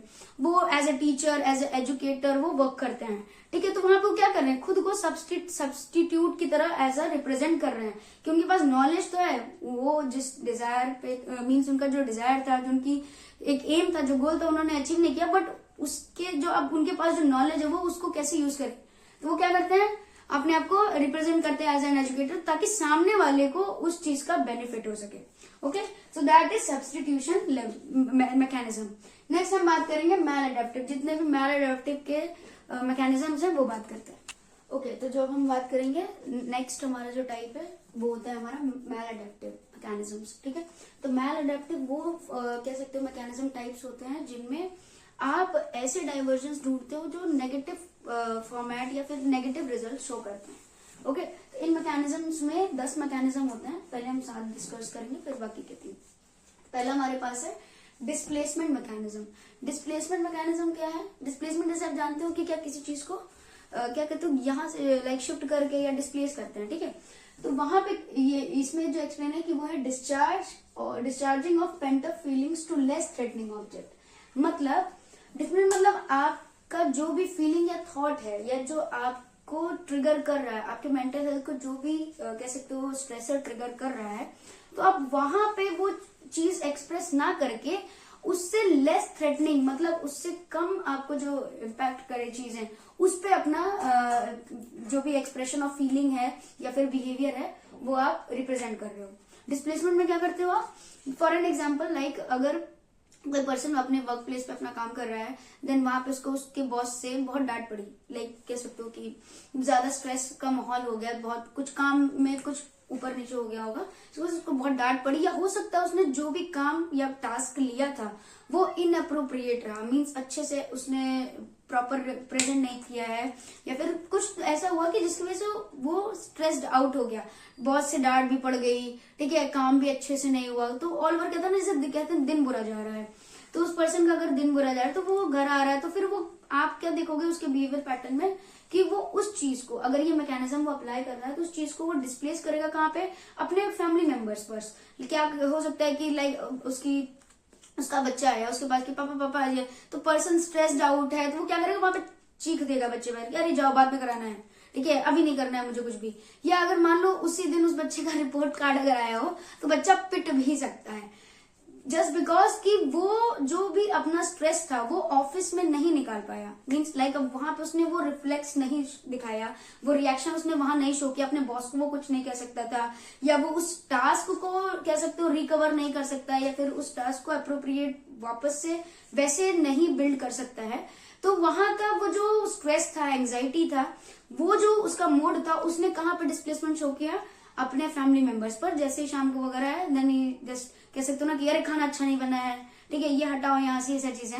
तो ये सारी चीजें आप बिहेवियर पैटर्न देखते हो जब पर्सन किसी भी सिचुएशन को हैंडल उसी पॉइंट पे नहीं कर पाता है, और उस सिचुएशन का गुस्सा किसी दूसरे जहाँ पे तो उसको लगता है कि यहाँ पे ये क्या ही कर लेंगे, या ये सिचुएशन में मुझे क्या ही हो जाएगा, वहां पे वो निकलता है ना, जैसे आप बहुत ज्यादा सुनते हो कि किसी और का गुस्सा किसी और पे निकल रहा है। So that is a displacement mechanism of means maladaptive का जो मैकेनिज्म है उसमें। नेक्स्ट आपके पास आता है डिनायल। डिनायल मैकेनिज्म में क्या होता है कि पर्सन डिनाई कर जाता है, अगर उसको कोई स्ट्रेस मिल रहा है, इसको किस चीज से इम्पैक्ट पड़ रहा है, एंजाइटी है, वो दिमाग उसका सही नहीं चल रहा है, लाइक उसके पास ऐसे थॉट्स फीलिंग्स रिकर आ रहे हैं, ठीक है, ऐसे ऐसे इवेंट हो रहे हैं उसके साथ जो नहीं अच्छे हैं उसके लिए, नेगेटिव फॉर्म पे हैं, तो वहां पे वो क्या कर रहा है कि वो डिनाई कर जा रहा है उन सब चीजों से। फॉर एन एग्जाम्पल, अगर कोई ऐसा पर्सन है जिसको हेल्थ इश्यूज हैं, ओके, एंड उसको मालूम है वो हेल्थ इश्यूज क्यों हैं, लाइक अगर ज्यादातर आप जैसे देखेंगे जो भी एडिक्शन वाले पेशेंट होते हैं, ठीक है, जिनको अल्कोहल अब्यूज या स्मोकिंग अब्यूज या जो भी चीजें हैं जिनका बहुत ज्यादा एडिक्शन है, बहुत ज्यादा अपर लेवल पर है, तो उनको अगर कोई आ रहे हैं, सिम्टम्स आ रहे हैं, कोई फिजिकल प्रॉब्लम्स आ रही हैं, कुछ भी हो रहा है, तो वो क्या कर रहे हैं, वो डिनाई कर जा रहे हैं, अरे नहीं नहीं ऐसे थोड़ी होता है, अरे इतना भी नहीं पिया था, इतना भी नहीं। लाइक कभी कभी होता है कि आपने बहुत बहुत कॉमनली देखा होगा कि जो पर्सन रात भर लाइक रात में पार्टी वार्टी करी, खूब मस्त उसने अल्कोहल स्मोकिंग ये वगैरह सारी चीजें करी, नेक्स्ट डे क्या हुआ, बहुत ज्यादा हैंगओवर हो गया, ठीक है, उल्टियां हो रही हैं, बहुत सारी चीजें ऐसी होती हैं। तो उसमें क्या करो, पर्सन डिनाई कर दिया, अरे नहीं नहीं वो तो मैंने खा लिया था उसके साथ अल्कोहल के साथ, इस वजह से हो गया। तो वहां पे वो क्या कर रहा है, वो उस सिचुएशन को डिनाई कर जा रहा है कि नहीं नहीं अल्कोहल की वजह से नहीं है, वो ये खाने की वजह से, या फिर मैं नाच बहुत लिया था, या फिर मैं इस एक्टिविटी में इंडल्ज हो गया था, इस वजह से ये चीजें रिकर हो रही हैं। तो वो क्या कर रहा है, जो मेन जो प्रॉब्लम की जो कह सकते ना रूट थी, उसको वो डिनाई कर जा रहा है, जबकि उसको मालूम है कि ये ही रूट है, उसको अंदर से पता है कि ये रूट है, इसकी वजह से ये प्रॉब्लम क्रिएट हुई, इसकी वजह से उसको ये इम्पैक्ट पड़ रहा है, लेकिन फिर भी वो डिनाई कर जा रहा है उस चीज से। That is your denial mechanism. Next is isolation. Isolation mechanism में क्या होता है कि पर्सन खुद को आइसोलेट कर लेता है। अगर उसके साथ कोई भी ऐसा इवेंट होता है, उसके अंदर कोई भी ऐसे थॉट्स कॉन्फ्लिक्ट्स चल रहे हैं और उसको अगर वो रिजॉल्व नहीं कर पा रहा है, तो क्या करता है, खुद को आइसोलेट कर लेता है। जैसे आप बहुत सारे लोगों में देखते होंगे जो कम्युनिकेट नहीं कर पाते, जो अपना भड़ास नहीं निकाल पाते, जो कुछ भी नहीं कर सकते, लाइक होता है कि जाने दो, तो वो क्या करते हैं, धीरे धीरे ना अपना एक इंटरेक्शन कम कर देते हैं, खुद को आइसोलेट करने लग जाते हैं, जिससे वो ज्यादातर जब मेजर फॉर्म में जाता है तो क्या होता है, डिप्रेशन जो क्रिएट होता है, जिसकी वजह से तो आप देखोगे वो क्या करते हैं, खुद को डिटैच कर लेते हैं, खुद को अपने सोशल जो अपनी सोशल जो भी एनवायरमेंट उनका, फैमिली से, रिलेशन से, बाकी फ्रेंड से, सब चीजों से डिटैच होकर एक आइसोलेशन की तरफ बढ़ जाते हैं। मीन्स अकेले रहना पसंद करते हैं, दोस्तों से इतना कोई हालचाल नहीं है, कुछ भी नहीं है, फैमिली से ढंग से बात नहीं हो रही है, सारी चीजें होती है, तो वो खुद को आइसोलेट कर रहे हैं। दैट इज डिफेंस मैकेनिज्म, जो कि एक नेगेटिव मैकेनिज्म है। ओके तो वो कहां पे लीड करेगी पर्सन को, लीड करेगी डिप्रेशन की तरफ। और okay next is suppression. Suppression क्या है कि voluntary rejection from conscious awareness, मतलब आप सीधे सीधे क्या कर रहे हो, मना कर दे रहे हो, आपको पता है कि आप मना कर, वॉलेंटरी मीन्स आप कॉन्शियसनेस लेवल पर चीजें रिजेक्ट कर दे रहे हो, ठीक है, दैट इज सप्रेशन। सप्रेशन में क्या होता है, फॉर एन एग्जाम्पल आप बात करो कि आपके साथ कोई ऐसा इवेंट हो रहा है, ठीक है, और फिर सब एडिट कर देना, पानी पिलाना। ओके तो हम बात करेंगे, नेक्स्ट हमारा है सप्रेशन। सप्रेशन क्या है आपका, voluntary rejection from conscious awareness. अब सप्रेशन में क्या होता है, एक ऐसा मैकेनिज्म है जिसमें आप चीजों को कॉन्शियस लेवल पर रिजेक्ट कर देते हो, जो आपको पता है कि ये इवेंट ऐसा है, आपको इससे प्रॉब्लम हो सकती है और आप इसीलिए उस चीज को ओवरकम करने के लिए रिजेक्ट कर देते हो, विच इज नॉट गुड, मतलब वो एक नेगेटिव ही फॉर्म है। मतलब फॉर एन एग्जाम्पल मान लो कोई बच्चा है, ठीक है, और उसको पता है कि उसने एग्जाम्स अच्छे नहीं दिए हैं, या उसको पता है कि इतने ही मार्क्स आएंगे, ठीक है, तो उसको उस चीज के रिलेशन में अगर कोई बात करता है, वो जस्ट डिनाई कर देता है, वो रिजेक्ट कर देता है कि अरे हाँ, या फिर वो कहता है ना टॉपिक चेंज कर दे रहा है बच्चा, तो उससे क्या होता है कि वो चीजों को डायरेक्टली रिजेक्ट कर दे रहा है, वो इनवॉलेंट्री वॉलेंट्री वे में चीजों को मीन्स कहते हैं रिफ्यूज कर दे रहा है, उसको बिल्कुल फर्क नहीं पड़ेगा अब उसका रिजल्ट कैसा भी है। लाइक उसको पता है कि उसने पासिंग जितना नहीं लिखा है, उसने पासिंग जितना अटेम्प्ट नहीं किया है, उसको मालूम है, उसको पता है कि वो फेल ही होने वाला है। इसलिए जब कोई सामने से अगर लाइक होता है ना, अगर कोई बच्चा नॉर्मली पेपर अटेम्प्ट करके आया तो उसको पता है कि अच्छा भी हो सकता है या फिर मीडियम, बट उनको उसको कंफर्म होता है कि पास हो, तो उसकी एक एक्साइटमेंट होती है, एक नर्वसनेस होती है कि मेरा ग्रेड कितना आएगा, मेरे नंबर कितने आएंगे। बट जिसको पता है कि जिसने पेपर अटेम्प्ट अच्छे से नहीं किया वो फेल ही है, तो वो चीजों को डाइवर्ट कर देगा। जब भी ग्रुप में बात छिड़ेगी कि भाई रिजल्ट जल्दी से आ जाए, हाँ ठीक है आ जाए, कोई दिक्कत नहीं है, जो भी होगा देख लिया जाएगा, तो उसको ऑफकोर्स वो अंदर से पता है कि वो फेल है, तो इसी वजह से वो क्या करता है, वॉलेंट्री चीजों को रिजेक्ट कर दे रहा है, रिफ्यूज कर दे रहा है। जब भी उस चीज पे या उस प्रेशर पे, उस चैलेंज पे, उस डिफिकल्टी पे बात छिड़ती है, तो वो क्या करता है, सीधे रिफ्यूज कर दे रहा है, डिनाई कर दे रहा है। Okay that is suppression. Next is regression. Regression means less matured way of acceptance, मतलब आपके साथ ऐसी कोई चीजें हो रही है, ऐसे इवेंट हो रहे हैं, ऐसे कॉन्फ्लिक्ट्स क्रिएट है जिसमें आप चीजों को हैंडल नहीं कर पा रहे हो, मीन्स कह सकते हो आपका क्या मैच्योरिटी लेवल इतना वर्क नहीं कर रहा है, या आप कैसे ना वॉलेंट्री आपको पता है कि ये चीज आप हैंडल कर सकते हो, लेकिन आप फिर भी उसको नहीं कोप अप नहीं कर पा रहे हो, इस वजह से आप ऐसे चीजें रिफ्लेक्ट कर रहे हो कि नहीं हो पा रहा है। फॉर एन एग्जाम्पल, कोई पर्सन है और उसके सामने ऐसी कोई डिफिकल्टी है, या फिर कह सकते हो सकता है उसको उसके अंदर कोई मान लीजिए उसको कोई स्किल आती है, ठीक है। स्किल में बहुत सारे लेवल्स होते हैं। अगर आपको अगर गेमिंग की ही स्किल्स है तो गेमिंग में भी बहुत सारे लेवल होते हैं। क्योंकि होता है कि एवरेज लेवल पे, फिर गुड लेवल पे, फिर एक होता है आउटस्टैंडिंग लेवल, देन एक एक्सेलेंट लेवल, ठीक है। तो वो क्या होता है कि जब वो शो कर रहा है कि हाँ मैं बहुत अच्छा कर सकता हूँ, मैं आउटस्टैंडिंग हूँ, मैं एक्सेलेंट लेवल पे काम कर सकता हूँ, बट इनर उसको पता है कि हो सकता है वो उस चीज को फेस ना कर पाए। फिर जैसे ही वो टास्क उसके पास आता है, वो गेमिंग लेवल उसके पास आती है, तो वो क्या होता है उसके अंदर एक एंजाइटी, एक स्ट्रेस क्रिएट हो जाता है, जिसकी वजह से वो क्या होता है, वो उसको मालूम है कि वो कोप अप नहीं कर सकता, वो इतना अच्छा नहीं है, बस वो शो कर रहा था। तो जो एंजाइटी और स्ट्रेस क्रिएट हुआ उस टास्क के आने की वजह से, तो वो क्या करेगा, टैंट्रम शो करेगा कि अरे अरे आज गेम खेलने का मन नहीं है, आज नहीं करने का मूड है। या फिर अगर वो टास्क उसने किया भी, मान लीजिए उसने शुरू भी किया कि हम टास्क करते हैं, उसने स्टार्ट किया गेमिंग अपना जो भी था, लेकिन वहां पे उसने परफॉर्मेंस अच्छा नहीं दिया, तो वो क्या करेगा, वो अपने टैंट्रम शुरू करेगा कि अरे आज तो मेरा मूड नहीं था खेलने का, आज कैसे तो मेरा ये जो भी जिसपे हम खेल रहे थे वो डिवाइसेस काम नहीं कर रहे थे, ठीक है, आज मेरा कह सकते हो ना वो क्या बोलते हैं कॉम्बिनेशन या कंफर्ट नहीं बन पाया है, वो चीजें होती है ना।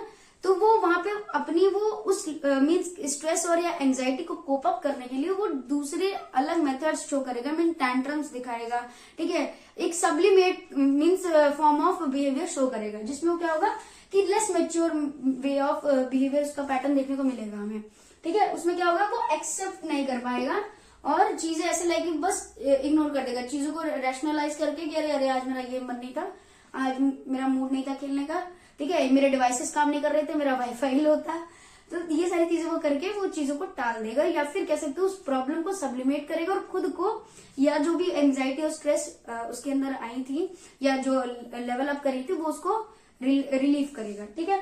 नेक्स्ट है आपका रिएक्शन फॉर्मेशन। रिएक्शन फॉर्मेशन क्या होता है कि आपके साथ अगर कोई इवेंट ऐसा हो रहा है जिसकी वजह से आपको प्रॉब्लम है, आपको उससे प्रॉब्लम होती है, ठीक है, आपका मेंटल हेल्थ उस पर इम्पैक्ट पड़ता है, नेगेटिव साइड पे जा रहा है, ठीक है, आपको वो चीज देख के अच्छी नहीं लग रही, ठीक है, तो आप क्या कर रहे हो, उसका अपोजिट फॉर्म कर रहे हो, अपोजिट फॉर्म कर रहे हो ताकि आप उस चीज को सप्रेस कर पाओ। मीन्स आप अपने उस बिहेवियर को, मतलब आप रिफ्लेक्ट ना करो कि आपको प्रॉब्लम है, आपको एंजाइटी, आपको स्ट्रेस है, उस चीज को आप रिप्रेस करने के लिए आप क्या करते हो, अपोजिट नेचर शो करते हो।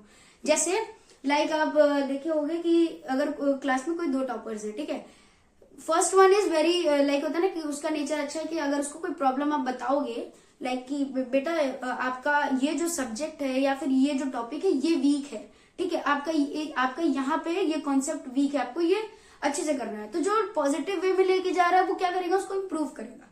लेकिन वही जो सेकेंडरी जिनका होता है ना कि जिनको अच्छा नहीं लगता है, जिनको वो चीजें एक्सेप्टेबल नहीं है, जो एक्सेप्ट नहीं कर पा रहे उस चैलेंज को, तो उसको नेगेटिवली लेंगे कि अरे ये आप कैसे कह रहे हो, मुझे तो आता है, ठीक है, तो वो अपोजिट नेचर शो कर रहे हैं उसके अगेंस्ट में, उस लाइक जो कहते हैं ना जो चैलेंज आया, जो डिफिकल्टी उसके नेचर में अपोजिट क्या बोलते हो वो बिहेवियर पैटर्न शो कर रहे हैं। तो वहां पे क्या हो सकता है कि अगर जैसे फॉर एग्जाम्पल दो आप जैसे हमने बात करें, दो टॉपर्स हैं, एक बच्चे का जो कॉन्सेप्ट है वो बहुत अच्छा है और दूसरे का वही कॉन्सेप्ट अच्छा नहीं है, तो वो क्या करेगा, जो दूसरा वाला जो वीक है वो नेगेटिवली क्या करेगा, थोड़ा कहीं ना कहीं जेलसी फॉर्म करने लग जाएगा, ठीक है, कि अरे अरे इसको तो सर से ज्यादा कैसे पार्शियलिटी मिलती है इसलिए इसके कॉन्सेप्ट क्लियर हैं, ठीक है, सर इसको ज्यादा एफर्ट्स करते हैं, ज्यादा एफर्ट्स देते हैं, ज्यादा टाइम देते हैं, इस वजह से इन बच्चों के कॉन्सेप्ट क्लियर हैं, मैं तो पीछे बैठती हूँ। तो ये सारी चीजें ऐसी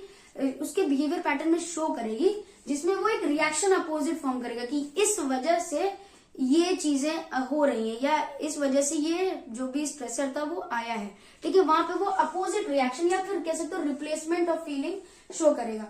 जैसे अगर एग्जाम्पल की बात करें, जैसे दो भाई हैं, ठीक है, तो एक कभी एक घर में दो भाई में से एक भाई बहुत अच्छा है, ठीक है, उसका इंटेलिजेंस लेवल बहुत अच्छा है, वो अच्छा है पढ़ाई में, स्पोर्ट्स में, हर चीज में। वही दूसरा बच्चा क्या है कि इतना अच्छा नहीं है, लेकिन उसके अंदर कहीं ना कहीं वो जेलसी होती है कि मम्मी पापा इसको ज्यादा प्रायोरिटाइज करते हैं मुझसे ज्यादा, तो वो जेलसी क्रिएट हो रही है, लेकिन वो कभी वो रिफ्लेक्ट नहीं होगी उसके बिहेवियर। वो क्या करेगा, यार मेरा भैया है तो बहुत अच्छा है हर चीज में, तो वो होगी इनर फीलिंग, वो अंदर से उसके लिए कह सकते हो ना बाउंड है, एक फीलिंग बाउंड रहता है कि हाँ जेलसी है, लेकिन वो कभी रिफ्लेक्ट नहीं करेगा अगेंस्ट हिज ब्रदर। तो वो आप क्या करते हो कि एक रिप्लेसमेंट ऑफ फीलिंग करते हो विथ अपोजिट रिएक्शन के साथ, ठीक है। नेक्स्ट आपका आता है प्रोजेक्शन। प्रोजेक्शन क्या है? Blaming others for difficulty. Projection means आप अपनी जो भी प्रॉब्लम आ रही है आपके पास, उस प्रॉब्लम के रिलेशन में आप दूसरों पर डाल दे रहे हो कि भाई इसकी वजह से हुआ था। फॉर एन एग्जाम्पल, आप जैसे बहुत बार देखते हो कि ऑपरेशन बहुत सारे होते रहते हैं हॉस्पिटल्स में, तो कई ऑपरेशन ऐसे होते हैं जो अनसक्सेसफुल होते हैं। जैसे डॉक्टर्स बाहर आए तो अब वो डॉक्टर की गलती से हुआ है, हो सकता है पेशेंट में भी वो उसकी कंडीशन अच्छी ना हो, क्रिटिकल स्टेज पे चला गया हो, ऑपरेशन इतना अच्छा नहीं हुआ, अनसक्सेसफुल है।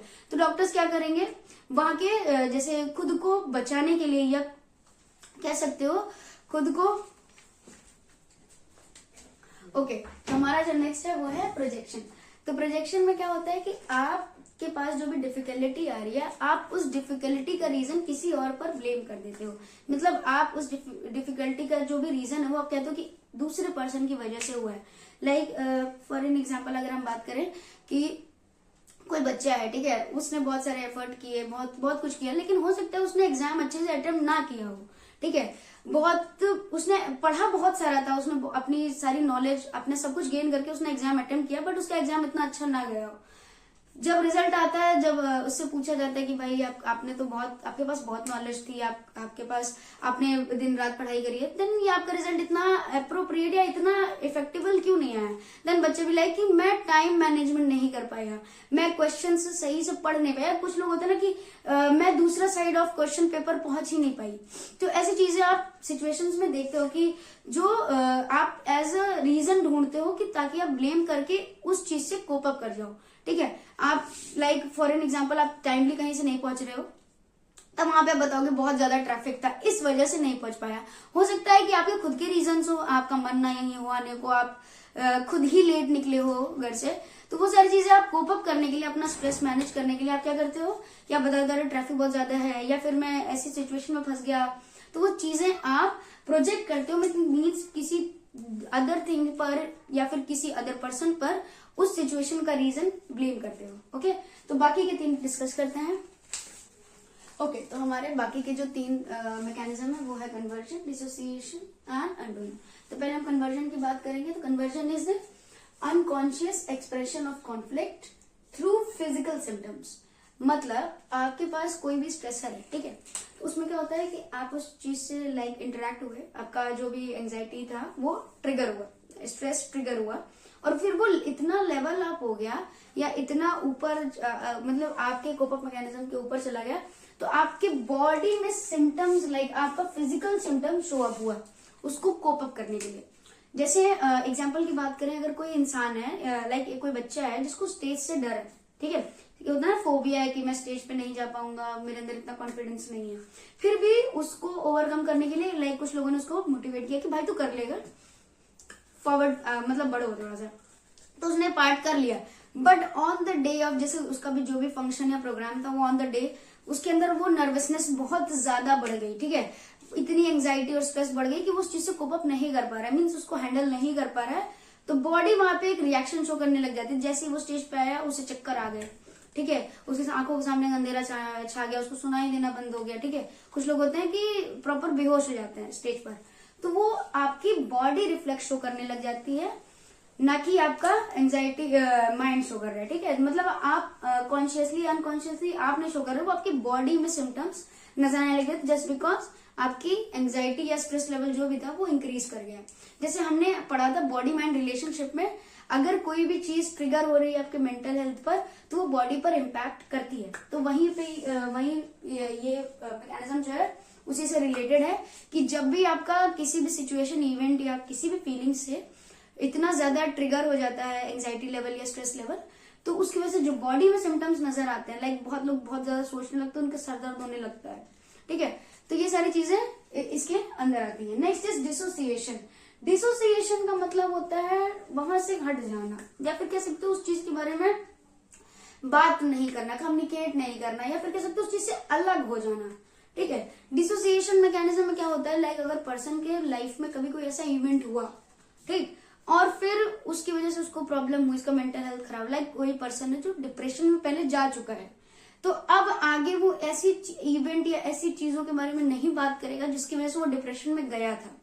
ठीक है, जैसे एग्जाम्पल के तौर पे अगर कोई पर्सन है, अगर उसका स्टडीज में या फिर कह सकते हो कोई एक ऐसा होता है ना, कुछ लोग होते हैं उनको गेम खेलना बहुत पसंद था, फिर कुछ ऐसा हुआ, ऐसा कुछ इवेंट हुआ जिसकी वजह से उनको गेम में कुछ प्रॉब्लम आई और वो हार गए, या फिर कह सकते हो तो मीन्स वो जो चाहते हैं, जैसे कुछ लोग होते हैं ओलंपिक्स, आप एग्जाम्पल के तौर पे जानो, ओलंपिक्स होता है तो ओलंपिक्स में बहुत लोग आते हैं, बहुत प्लेयर्स ट्राई करते हैं, बहुत स्पोर्ट्स पर्सन ट्राई करते हैं, सब गोल्ड मेडल नहीं ले आ सकते, बट कुछ लोग ऐसे होते हैं जो बहुत एफर्ट करते हैं, वो क्या होता है ना, हर चीज दाव लगा दी, एट दी एंड तक वो नहीं कर पाते हैं, वो एफर्ट, वो उनका काम नहीं आता है, वो नहीं अचीव कर पाते गोल्ड मेडल। तो कुछ लोग तो कोप अप कर जाते हैं कि हाँ ठीक है हम फिर से ट्राई करेंगे, बट जिनको ज्यादा इम्पैक्ट पड़ता है, जिन्होंने बहुत ज्यादा अपनी एनर्जी, अपना एफर्ट सब कुछ लगाया था, उनको इम्पैक्ट कर गया है, वो डिप्रेसिव मोड पे चले गए हैं, ठीक है, तो चीजें उनको लाइक होता है ना, तो मेंटल हेल्थ बहुत नेगेटिवली इम्पैक्ट हो चुका है, तो क्या होगा कि वो एक एज अ ट्रॉमा उनके हमेशा उनके साथ रहेगी, वो फीलिंग हमेशा उनके साथ रहेगी कि मैंने इतना कुछ किया था फिर भी मैं गोल्ड मेडल अचीव नहीं कर पाया। फिर धीरे धीरे टाइम अगर लाइक टाइम बीतता है, वो इस चीज से कह सकते हो आप डिप्रेशन से बाहर आते हैं, सब कुछ होता है, लेकिन फिर उनका क्या होता है, डिसीजन होता है कि मैं आज के बाद स्पोर्ट्स नहीं खेलूंगा, या मैं इस स्पोर्ट्स के बारे में नहीं बात करना चाहता। होता है ना, कुछ लोगों के साथ कोई ऐसा इवेंट हो गया तो वो उस चीज में बात ही नहीं करना चाहते, वो उस चीज से भागने लगते हैं, सो दैट इज डिसोसिएशन। तो क्या होगा, स्पोर्ट्स पर्सन उस चीज के बारे में बात नहीं करता, या फिर कुछ लोग होते हैं कि वो गेम्स देखना ही बंद कर देते हैं, ठीक है, मतलब उससे रिलेटेड कोई भी इवेंट, कोई भी क्या तो कम्युनिकेशन, कोई भी टॉक, कुछ भी, कोई थॉट, कोई फीलिंग, कुछ भी होगा, वो उस चीज से भागने लग जाते हैं, उस चीज को इग्नोर कर देते हैं, फुल्ली इग्नोर कर देते हैं कि वो उस चीज को जानते ही नहीं है, ठीक है। तो ये होता है आपका dissociation method. Next is undoing mechanism. Undoing मतलब रिवर्स करना। लाइक अगर आपको कोई चीज पसंद नहीं आ रही, उसकी वजह से आपको प्रॉब्लम हो रही है, आप उसके रिवर्स में मीन्स रिवर्स काम कर रहे हो, अपोजिट काम कर रहे हो, जिसकी वजह से आप उस चीज से कोप अप कर पाओ, ठीक है। अनडूइंग में क्या होता है, रिवर्सिंग द थॉट्स और feeling by performing N opposite action. अच्छा, इसमें आप सोच नहीं रहे हो, इसमें आप ऐसा परफॉर्म कर रहे हो, लाइक अंदर बहुत लोगों की जेलसी होती है, लेकिन मुंह पे आपके बहुत मीठा मीठा बोलते हैं, बहुत साथ में रहते हैं, बहुत आपको मोटिवेट करते हैं, मतलब बहुत सारी चीजें ऐसी होती है, दैट वो जो उनका बिहेवियर है ना, जो दैट इज द जो बिहेवियर है वो होता है अनडूइंग, ठीक है। तो अनडूइंग में क्या होता है कि आपके अंदर जो भी चीजें हैं, वो चीजें आपको अच्छी नहीं है, वो नेगेटिवली इम्पैक्ट कर रही हैं, लेकिन आप उससे कोप अप करने के लिए क्या कर रहे हो, आप उसके सामने, उसके अपोजिट में, उस जो भी स्ट्रेसर है, जो भी चैलेंज, उसके अपोजिट में आप अपोजिट रिएक्शन, रिवर्स रिएक्शन या फिर एक्शन शो कर रहे हो, ठीक है। एग्जाम्पल के तौर पे हम बात करें, जैसे आपको कोई सामने वाला बंदा या फिर कह सकते हो कोई सामने वाला पर्सन नहीं पसंद है, ठीक है, लेकिन फिर भी आपको उसको झेलना है, लाइक कुछ भी, लाइक आपको क्लास में कोई पसंद नहीं है, ठीक है, आपके सराउंडिंग में आपको कोई पसंद नहीं, आपके वर्क प्लेस पे कोई पसंद नहीं है, लेकिन वो आपका एचआर है आपके वर्क प्लेस पे, या फिर वो आपका एम्प्लॉई है, या फिर वो क्लासमेट में आपका बहुत अच्छा दोस्त है, ठीक है, आपको पसंद नहीं है, आपको उसकी वजह से प्रॉब्लम होती है, इरिटेशन होती है, फ्रस्ट्रेशन होती है, भाई इसको हटाओ, लेकिन फिर भी आप और भाई कैसे हो, और काम कैसे चला, एचआर के सामने ओके यस सर, आप ये एक्शन आप शो करते हो, ठीक है। जैसे फॉर एग्जांपल एक एम्प्लॉय के लिए उसका बॉस कभी अच्छा नहीं होता, ठीक है, तो आप क्या करते हो, और क्या जैसे बॉस का कोई भी कमांड आता है, कुछ भी ऑर्डर उनका आता है, तो आप उस चीज को एक्सेप्ट करते हो, करते भी हो, आप वो एक्शंस में शो करते हो, लेकिन आपकी अंदर की फीलिंग्स जानती है, आप ये जानते हो कि आपको वो बॉस पसंद नहीं है, okay. So this is all about defence mechanism. तो अगर हम समराइज की बात करें, तो समरी में आज हमने पढ़ा ईगो, फिर ईगो के कॉन्सेप्ट जो कि हमारे id, ego and super ego थे, देन हमने उसके फंक्शंस पढ़े कि ईगो हमें कैसे हेल्प करता है, कैसे हमारी लाइफ में या पर्सनैलिटी या बिहेवियर फॉर्म में, पैटर्न में हेल्प करता है। नेक्स्ट हमने पढ़ा था फिर डिफेंस मैकेनिज्म। डिफेंस मैकेनिज्म क्या होता है, फिर डिफेंस मैकेनिज्म के हमने 2 मेथड्स पढ़े थे, जो कि थे हमारे डायरेक्ट एंड इनडायरेक्ट। देन हमने पढ़े थे टाइप्स ऑफ मैकेनिज्म, जो कि थे हमारे adaptive and maladaptive. Adaptive भी हमने लिस्टिंग करके 6 अडेप्टिव मैकेनिज्म पढ़े थे, एंड मैल अडेप्टिव में हमने 10 मैल अडेप्टिव मैकेनिज्म पढ़े थे, ओके।